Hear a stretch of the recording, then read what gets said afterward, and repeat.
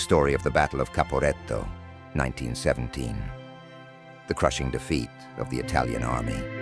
In October 1917, during World War I, the Italian front was witnessing an escalation of fighting along the Isonzo River. Italy had been fighting the Austro-Hungarian forces since entering the war in 1915, attempting to reclaim occupied Italian lands along its northern border. Despite a series of Italian offensives on the Isonzo front, they achieved little success and were suffering from significant losses and exhaustion. At this time, Austro-Hungarian forces were also under great pressure, prompting them to request assistance from Germany. This aid came in the form of a coordinated campaign between German and Austro-Hungarian forces known as the Battle of Caporetto, or the 12th Battle of the Isonzo. The German-Austrian Plan. The plan devised by the German command was to exploit the weakened Italian defenses and capitalize on their exhausted forces, which had been drained by a series of failed offensives. On October 24, 1917, the attack began with a mixture of experienced German troops and Austro-Hungarian forces using modern military tactics, including a surprise attack and the use of poison gas.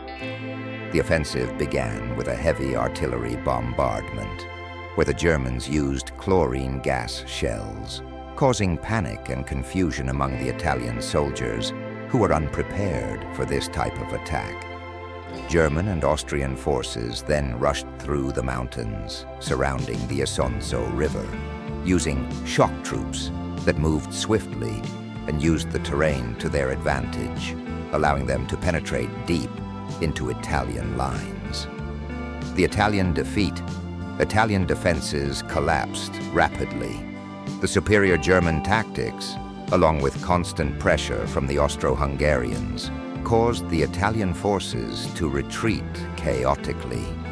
The Italian soldiers, overwhelmed by the chemical attack and heavy artillery bombardment, began fleeing their positions.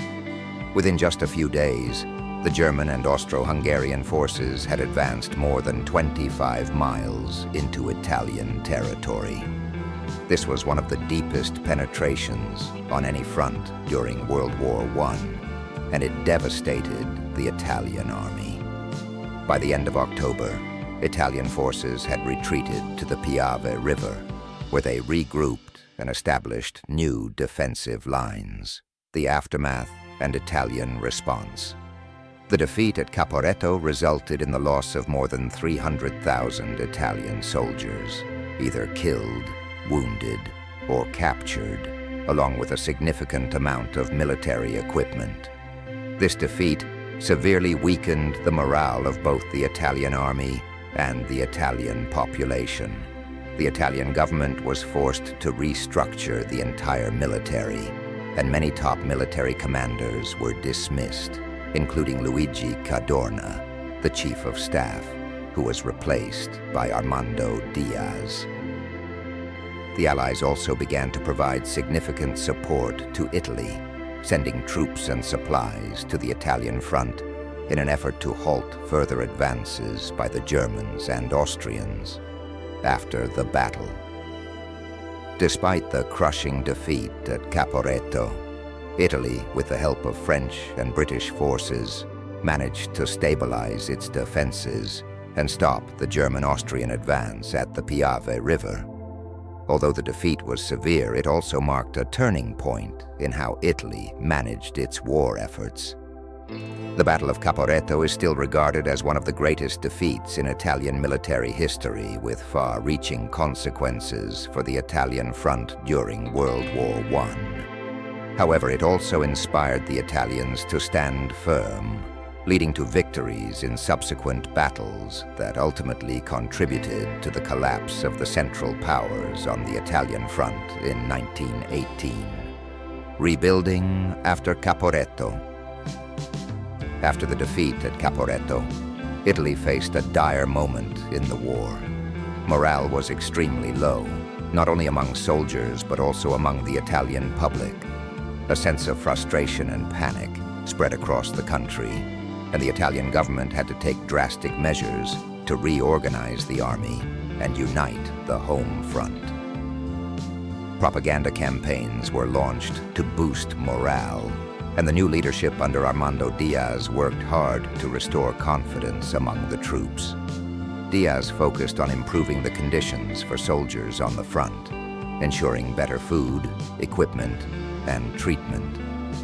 This was in response to widespread criticism of former commander Luigi Cadorna, who was viewed as overly harsh and inflexible, which had led to mutinies and low morale. The role of the Allies in response to the defeat, Allied forces, especially from Britain and France, sent reinforcements to Italy. These troops helped bolster the Italian defensive lines on the Piave River, aiding in repelling further Austrian and German attacks. The Allies also provided Italy with military supplies and financial aid to maintain its war efforts.